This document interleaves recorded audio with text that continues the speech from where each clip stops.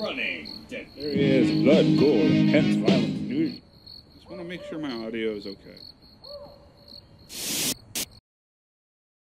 Hello everyone, Hey, and how's it welcome going? back to another tabletop adventure here at Digital Woods. Today is a special day for us. Yes! As this is our first very large points game. Very large points game. Yes, today is going to be a 5,000 point game, which for us is a lot. That's a lot. I know in the general 40K it's not that much, but Well, it's a decent amount. it's a decent amount. But I think most games, or most relative high-ish games, start around the 5,000 marker. so we're getting there. Well, this is a rarish thing. Yes. So today, this is going to be the pregame show part of it, and if you want to jump straight into the action, check out the link down below. Otherwise, stick around as we go through our rather large armies and go over what the game is going to be today. Yep.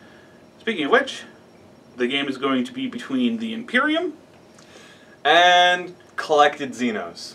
Xenos in general. Yes. So yeah, should be interesting to see how certain things work together. Otherwise, let us jump straight into our first army intro. Yay! Alright folks, this is going to be my 5,000 point of the Imperium. I'm going to be breaking it down into the multiple detachments that I have. I think I've got 8 in total, doing one section at a time. So let us start off with one of my 2 Grey Knight detachments. It is going to be a battalion detachment, and just so you know, I am going to, at the end of my army roster, go over my Warlord trait, relic, and all psychic powers that I have. That way I can just do it in a rather short manner. So, starting off with this detachment, like I was saying, I have myself Grandmaster Valdis as an HQ choice for it, and Chapter Master Stern. Alright, moving on to troops, I have 2 5-man strike squads. They're going to not rock any upgrades, and they're just going to have with themselves the Halberds and Stormbolters as their regular kit. And for my 3rd troop choice, I have a Terminator squad. Pretty much everyone's going to have Halberds. There is 1 side cannon in the squad, and yeah, that is going to be it for their upgrades. Moving on to elite choice, I have an Apothecary for this. He's got himself a Falchion and a Stormbolter. No other upgrades for him. And for my 2nd elite for this detachment, I have a Paladin Ancient who has himself the Banner and a Stormbolter and a Falchion as well, because I really wish they could take Halberds, but they can't. My 2nd detachment for the Grey Knights is going to be a Spearhead, and it is going to be led by a Chaplain, and he has himself his Crozius Arcanum and a Stormbolter. And for my 3 heavy supports, I first have a Purgation squad. Not a Purifier squad, a Purgation squad. And it's going to have 4 Incinerators. The 2nd heavy support choice is going to be a Land Raider. And it's going to have 2 twin las cannons, a twin heavy bolter, and a storm bolter. My 3rd heavy support choice is going to be a Nemesis Dread Knight.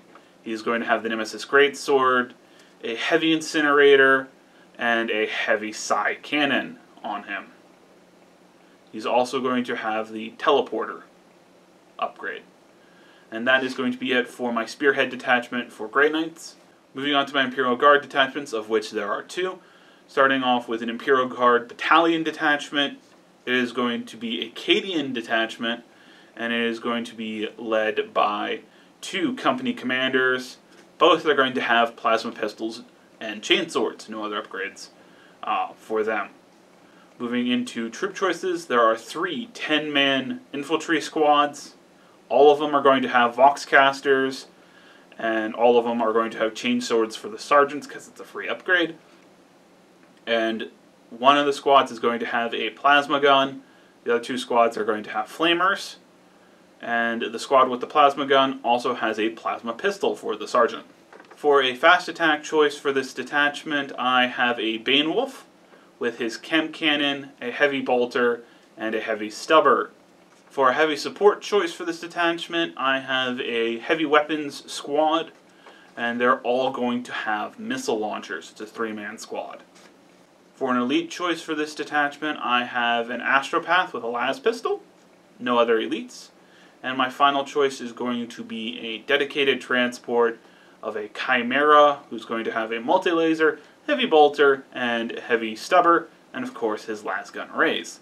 And that's going to be it for this battalion detachment of Guard.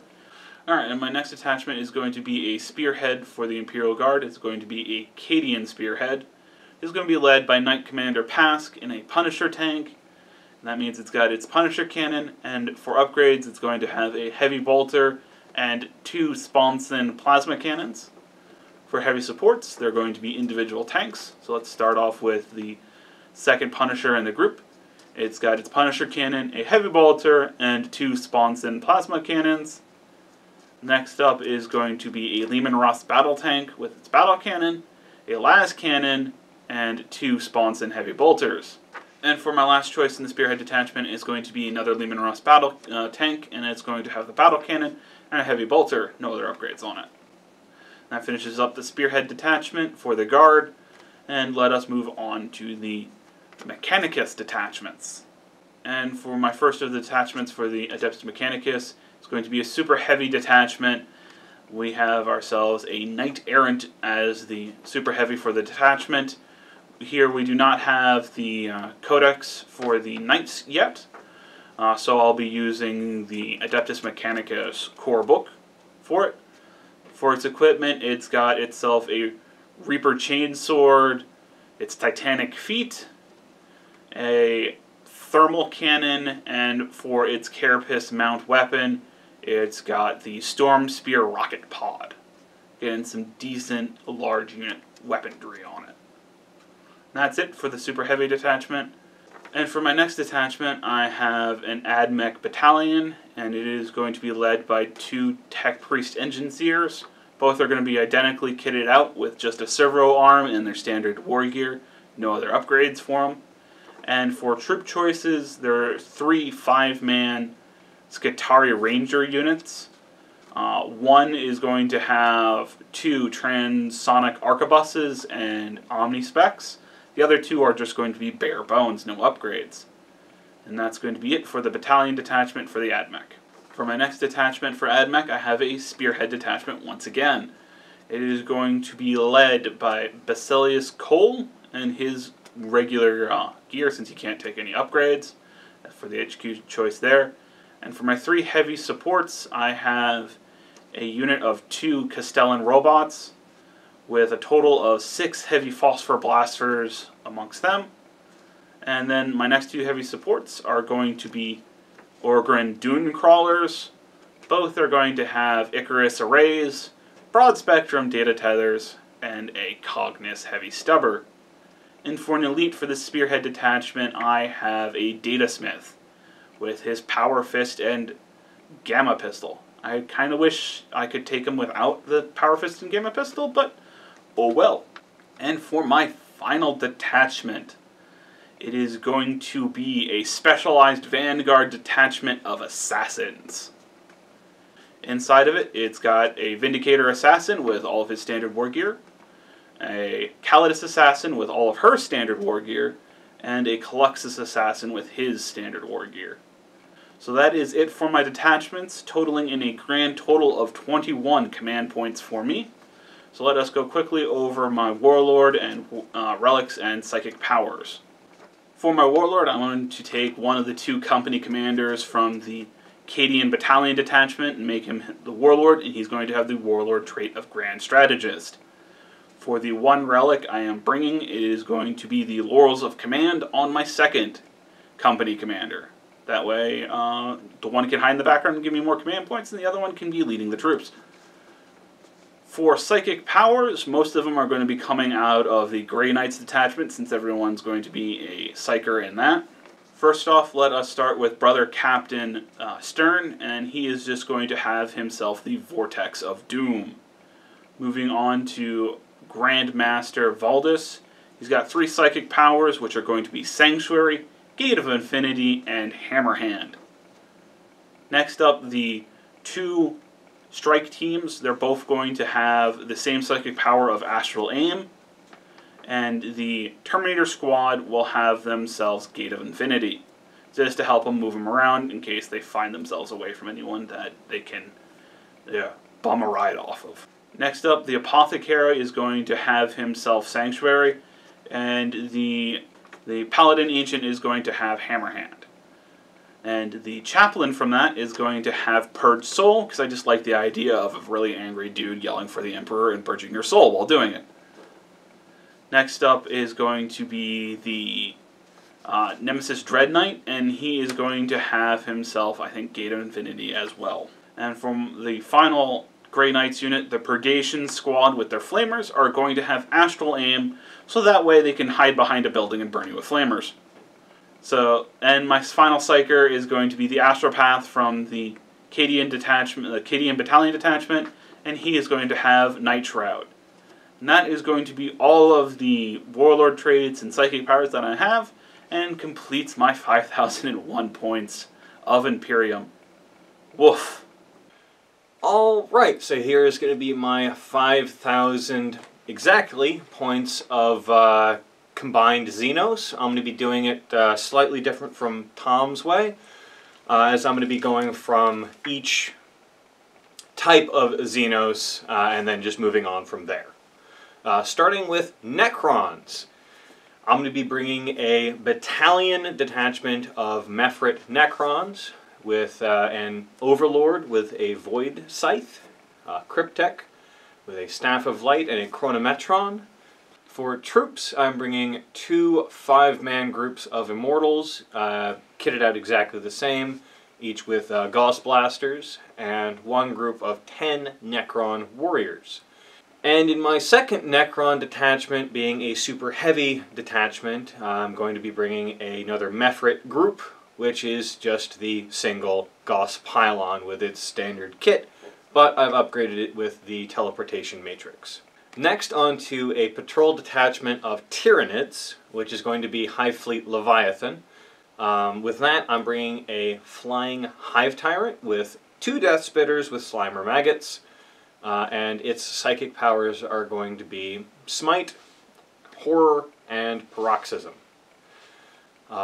Next in that group is going to be a group of 4 Zoanthropes. Their psychic powers are going to be Smite and Onslaught. Otherwise, they're just carrying standard kit. I'm going to be bringing 3 Biovores, standard kit.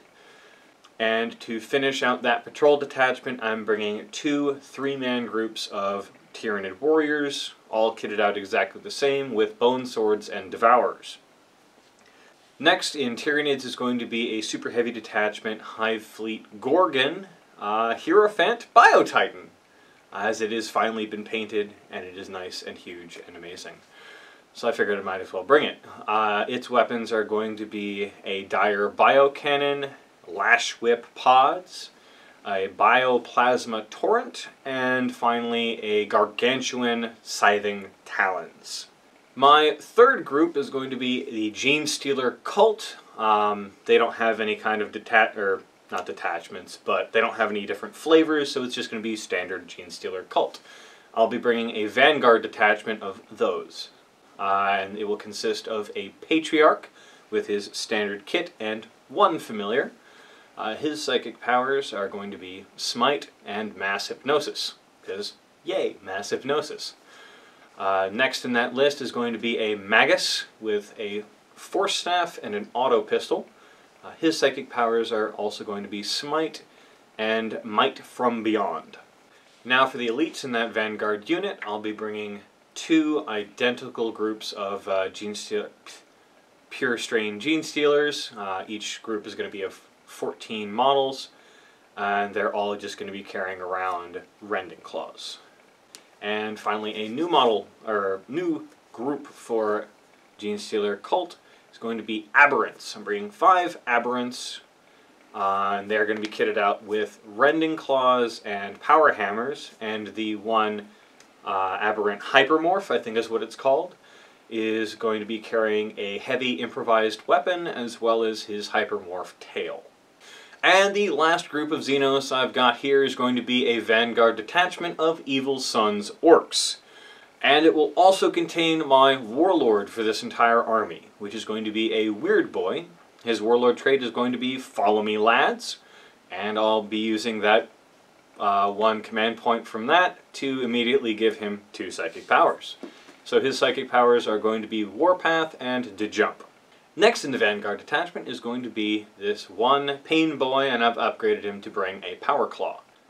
Next down the list is going to be a group of 3 Mega Knobs, all kitted out with combi weapons with Scorches and Power Claws. I think the one troop choice for this one is going to be a group of 24 boys, all Slugga-Choppa boys, and the one knob in that group is going to bring a Power Claw and his standard, I think it's just a shooter. And to carry those boys around, I'm also bringing a truck with a Wrecking Ball and a big shooter. Next down the line in my vehicle-oriented section is going to be a group of 3 knobs on warbikes, all with their standard kit, except one will be upgraded to bring a Power Claw. And lastly, in my entire army, I've got a knob with a WA banner. He's bringing along a custom shooter, the Power Claw. Technically, he's also bringing the WA banner. And he'll also be carrying the army's relic, which is going to be Res Mechas, that's it, Res Mechas Redder Armor. And that's my entire 5,000 on the dot list of combined Xenos. Alright folks, and this is how we have deployed for our kill-confirmed 5,000 point game here. I like saying 5,000 points. Oh, it's fun to say. Alright, and the Imperium is all over on this side. We did a minor variation to go with our really big board deployment. We did a 32-inch deployment zone, 32-inch no man's land, and then the other side 32-inch deployment zone. Mike finished deploying first as he has... Way less, mainly because there's almost 2,000 points in that Hierophant right there. Yes. So hopefully that can pull its weight for the game. God, I hope so. Bump the table. I have bumped the table. It is now back. Don't bump the table. Alright, in this particular game mode, there are 6 objectives around the table. Every player turn, they have 3 tactical objectives. If they have fewer, they generate back up to 3. And every unit kill is worth 1 victory point. You cannot discard any card that says kill a thing unless that is impossible to do. For example, your opponent no longer has any Psychers or any Flyers or anything like that. You can discard that. And there's still the standard First Blood, Slay the Warlord, and Line Breaker in effect. And yeah, this is where we currently stand for this. I don't think we've got anything else. We're counting... Oh yes, Deep Strikes. Yes, Deep Strikes. In Deep Strikes for the Imperium, you have the Calidus Assassin, the Infiltrator Lady, the Nemesis Grey Knight, and 1 unit of Terminators for the Grey Knights. Everything else is on the board, and for the Xenos... I have all of my Genestealer models in Cult Ambush, and my Gauss Pylon in Teleportation Matrix. And I think that's it for my Deep Strikes. Yes. And we are going to be playing with Mysterious Objectives, so we'll get to see maybe some interesting things happen with that, maybe not. Yes.